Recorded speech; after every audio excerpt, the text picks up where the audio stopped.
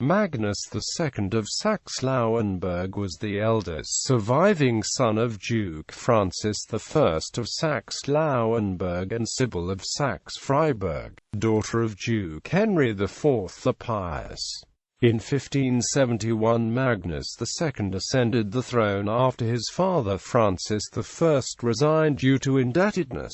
2 years later Francis I, helped by his other son Francis, deposed Magnus II and re-ascended. Magnus's violent and judicial attempts to regain the duchy failed. In 1588 he was imprisoned for the remainder of his life. In 1550 Francis I sought to exercise influence to compel the cathedral chapter of the neighboring prince-bishopric of Ratzeburg to elect his 7-year-old son Magnus as the next prince-bishop.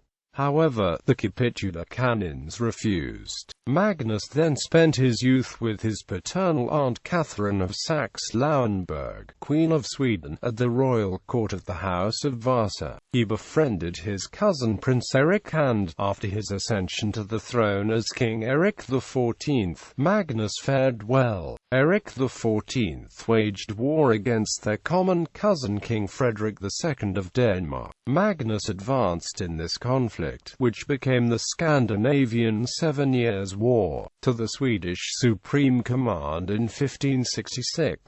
Magnus married Eric's half-sister Princess Sophia of Sweden in a discreet ceremony on the eve of Eric's own marriage on the 4th of July 1568.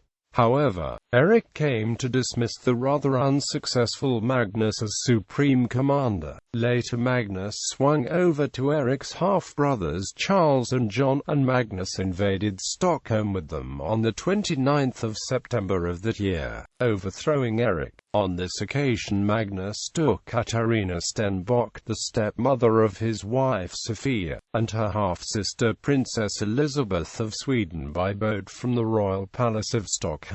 About 1570 Magnus prevented Katarina's plans to remarry with his brother Francis. As a Swedish commander, and with Sophia's dowry at his disposal, Magnus had gained a considerable fortune and pursued a new prize. His father Francis I agreed to resign in favor of Magnus in 1571, in return for which Magnus promised to redeem the pawned ducal domains. Rather than redeeming the estates, however, Magnus further alienated ducal possessions, for instance selling the expectancy to the pawned estates of the bailiwick of Trems-Buttel to Duke Adolphus of Holstein-Gottorp. This ignited a conflict between Magnus on the one hand and his father and brothers, Francis and Maurice, as well as the estates of the duchy. Opposition to Magnus was also driven by a temperament notoriously prone to drink and the infliction of violence on dissenters and inferiors. In October 1573 Francis I deposed Magnus and re-ascended the ducal throne. The following year Magnus hired, among others, Dutch troops to take Saxe-Lauenburg by force. He invaded, ravaged and plundered Ratzeburg in early October but withdrew when his brother Francis, an experienced military commander, and Duke Adolphus of Holstein-Gottorp, circle colonel of the Circle of Lower Saxony, arrived with troops. In return Saxe-Lauenburg had to cede the bailiwick of Steinhorst to Holstein-Gottorp in 1575. Magnus fled to his estates in Upperland in 1574,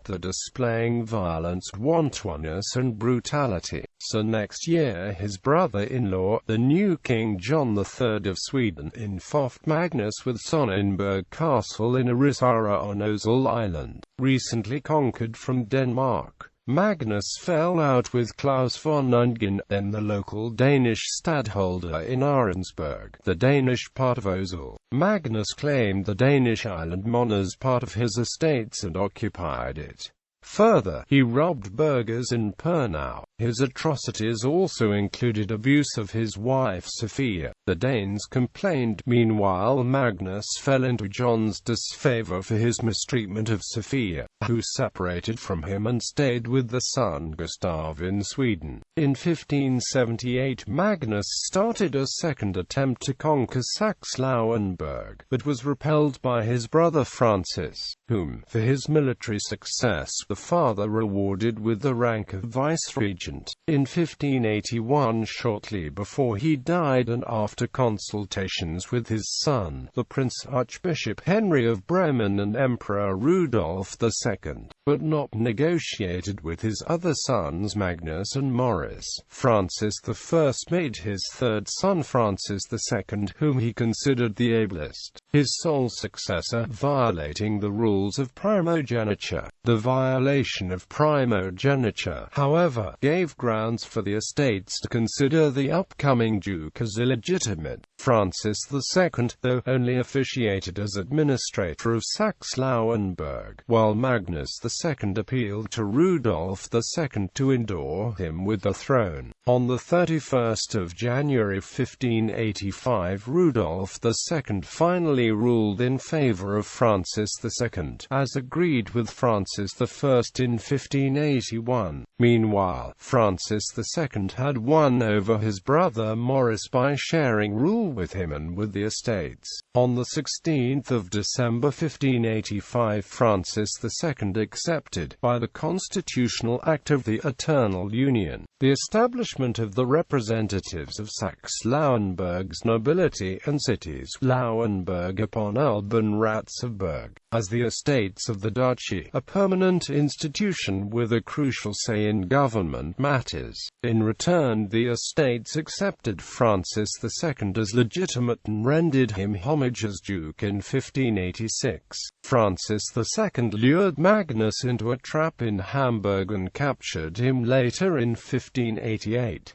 Magnus remained imprisoned for the rest of his life, mostly in the castle of Ratzeburg, where he died in 1603. Marriage and issue. On the 4th of July 1568, Magnus II married Sophia of Sweden. After 1574 they lived in Sweden. The marriage was unhappy and in 1578 Sophia's brother King John III of Sweden expelled Magnus from the kingdom. Sophia and Magnus II had one son. Gustav, governor in Kalmar, died at the age of 27, leaving a son and his unmarried mother. Ancestry.